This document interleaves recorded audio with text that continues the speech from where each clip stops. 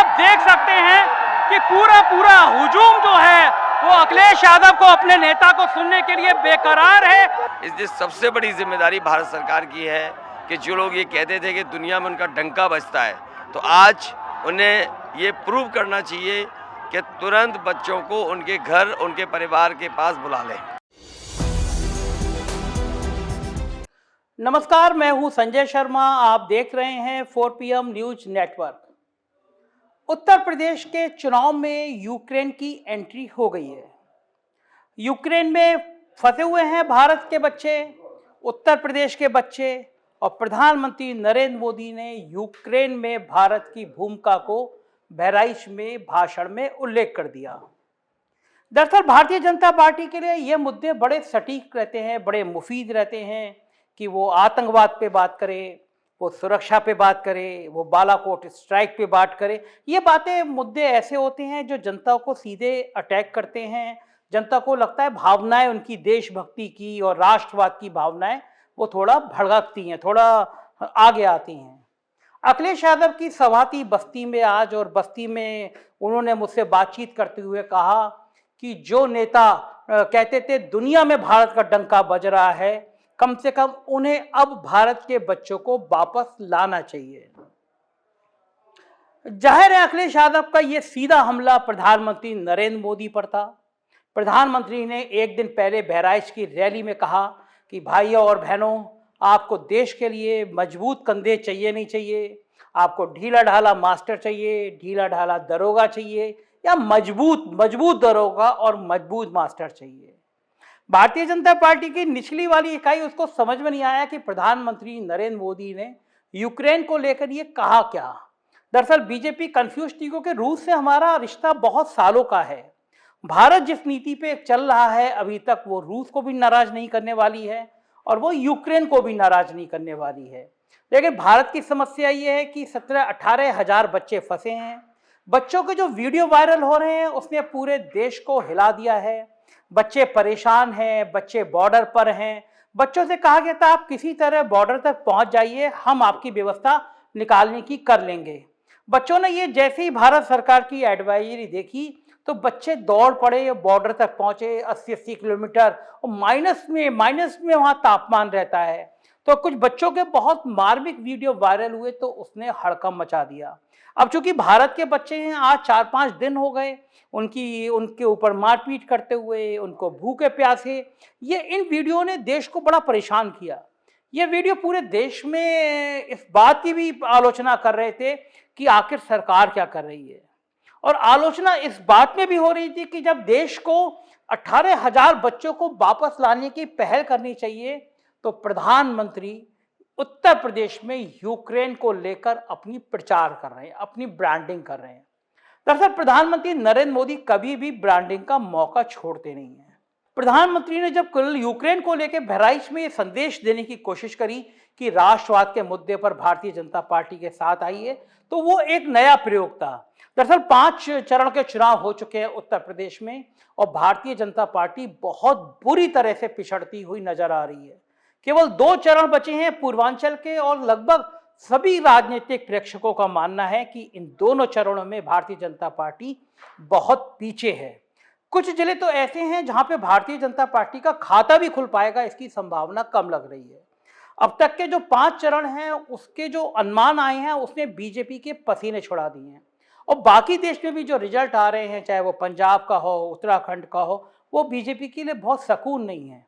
उत्तर प्रदेश बहुत dream project था, और मैं लगातार पिछले 4-5 दिनों से खास तौर से पूर्वांचल के कुछ जिले, गोरखपुर और बलिया, इधर रुदौली, छोटी छोटी कॉन्स्टिट्यूंसी हैं, बस्ती, गोंडा, मैंने इनमें लगातार 4 दिन में, मतलब रात के 2-2 बजे जाके बस्तियों में बात करी और देखा कि एक कॉम्बिनेशन, एक पिछड़ी जातियों का, एक दलित जातियों का एक गठबंधन खड़ा हुआ है, और वो जो गठबंधन है वो भारतीय जनता पार्टी के लिए परेशानी पैदा कर रहा है। दरअसल मैं पिछले काफी महीनों से आपको ये बता रहा हूं कि उत्तर प्रदेश का चुनाव अगड़ी जाति बनाम पिछड़ी जाति में बदल गया है। अखिलेश यादव ने बहुत सफाई के साथ पिछड़ों को तो गोलबंद किया था, लेकिन इधर मैं देख रहा हूं कि दलितों का बड़ा रुझान समाजवादी पार्टी की तरफ बढ़ा है। अयोध्या में मैंने बहुत सीनियर जर्नलिस्ट से बात करी तो उन सबका कहना था कि हर हालत में अयोध्या की सीट शायद भारतीय जनता पार्टी हार जाएगी। ये बहुत बड़ी बात है क्योंकि वो अयोध्या जिसको लेके पूरे देश में बीजेपी ने एक आंदोलन खड़ा किया, वो अयोध्या जो भारतीय जनता पार्टी का शोरूम है, वो अयोध्या जो भारतीय जनता पार्टी का ड्रीम है, अगर अयोध्या में जो बीजेपी हार जाती है तो इसके बहुत खतरनाक संदेश पूरे देश में जाएंगे। ये कहा जाएगा कि जो बेस तैयार कर रहा था, धर्म के नाम पे बीजेपी बेस तैयार कर रही थी, वो बेस अयोध्या में ही फेल हो गया। तो चाहे रहे अब जब चुनाव के 2 चरण बचे हैं, 2 चरण में तड़का लगाने के लिए कोई और मुद्दा काम नहीं आ रहा, तो मुद्दा फिर राष्ट्रवाद पर कैसे जाए। तो प्रधानमंत्री यूक्रेन को लेकर बीच में ले आए और कहा कि देखो यूक्रेन में साबित हो गया, रूस ने जो बाहर के देशों में सेना का इस्तेमाल करने को दिया, ये तभी हो सकता है जब सरकार मजबूत हो। मतलब अपना राष्ट्रवाद मजबूत करने के लिए प्रधानमंत्री नरेंद्र मोदी ने बातें करी, जनता को समझाने की कोशिश करी। तो भला अखिलेश यादव इस दौर में कहाँ पीछे रहने वाले थे।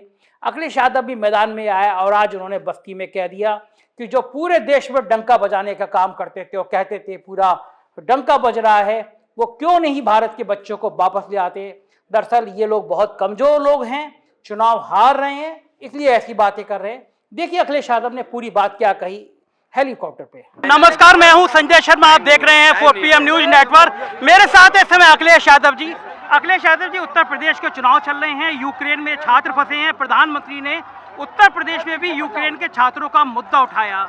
देखिए, ये जिम्मेदारी भारत सरकार की है कि यूक्रेन में जो बच्चे फंसे हैं उनको जल्दी भारत वापस लाया जाए। न केवल बच्चे परेशान हैं, जिन परिस्थितियों में बच्चों को रहना पड़ रहा है वो वीडियोज़ आ रहे हैं, उनके स्टेटमेंट्स आ रहे हैं। अगर वो सीमा क्रॉस करके कहीं पहुँचे हैं तब भी उनके साथ व्यवहार और जिस व्यवस्था में उन्हें रहना चाहिए वो नहीं रह पा रहे हैं। इसलिए सबसे बड़ी जिम्मेदारी भारत सरकार की है कि जो लोग ये कहते थे कि दुनिया में उनका डंका बजता है, तो आज उन्हें ये प्रूव करना चाहिए कि तुरंत बच्चों को उनके घर, उनके परिवार के पास बुला लें। देखिए, चुनावी सभा में इनका मुद्दा उठाना, चुनावी सभा में यूक्रेन के छात्रों को, देखिए प्रधानमंत्री जी की सबसे बड़ी जिम्मेदारी है पहले लेकर के आए। अभी बहुत सारे बच्चे न केवल यूपी और जगह के फंसे हुए हैं जिनको आना चाहिए था लेकिन नहीं ला पाए। हारने वाला पहलवान कुछ भी कर सकता है। बीजेपी ये चुनाव हारने जा रही है, जनता ने मन बना लिया उनको हराने का, इसलिए उनको समझ में नहीं आ रहा किस मुद्दे पर चुनाव लड़ें। यहाँ बुनियादी मुद्दों की ज़रूरत है। किसान की आय दोगुनी नहीं हुई, नौजवान को नौकरी नहीं मिली, भर्ती नहीं हुई, ये तमाम वो सवाल हैं जिसका जवाब देना चाहिए। महंगाई का जवाब नहीं दे पा रहे हैं, बेरोजगारी का जवाब नहीं दे पा रहे हैं, इन्वेस्टमेंट लाए नहीं है, डिफेंस बैक्स वो आया नहीं है। जो मिसाइल बनाने की बात कर रहे थे उन्होंने माचिस की तिल्ली तक नहीं बनाई। बहुत बहुत धन्यवाद। बस्ती में अखिलेश यादव की सभा थी और अखिलेश यादव आज इस बात से बड़े खुश थे क्योंकि एक दिन पहले प्रधानमंत्री नरेंद्र मोदी की इसी ग्राउंड में जनसभा थी। पॉलिटेक्निक का ग्राउंड है ये, और लोग बताते हैं वहाँ के जितने पुलिस के कर्मी थे उनसे मेरा संवाद हुआ, जितने यहाँ के पत्रकार थे बस्ती के उनसे संवाद हुआ, उन्होंने बताया कि प्रधानमंत्री से 1.5 गुना ज़्यादा भीड़ आज अखिलेश यादव की इस रैली को सुनने के लिए आई थी। और मैंने वो पहली बार मतलब मैंने खुद देखा, आपको मैं कुछ शॉर्ट्स दिखा रहा हूँ इस रैली के उल्लास के। ये नारे लगाती हुई जरा भीड़ को, उल्लास की खुशी, इस वीडियो को देखिए। थोड़ी देर का मैं फिर आपको बताता हूँ। और जो भीड़ है, जो जनसैलाब है, वो आप देख सकते हैं कि पूरा हुजूम जो है वो अखिलेश यादव को, अपने नेता को सुनने के लिए बेकरार है। लोग पेड़ों पे खड़े हुए हैं, लोगों का उत्साह बहुत है और ये बता रहा है कि जनादेश को जो उत्साह हमको दिख रहा है इस समय समाजवादी पार्टी के कार्यकर्ताओं में, वो बिल्कुल अकल्पनीय है।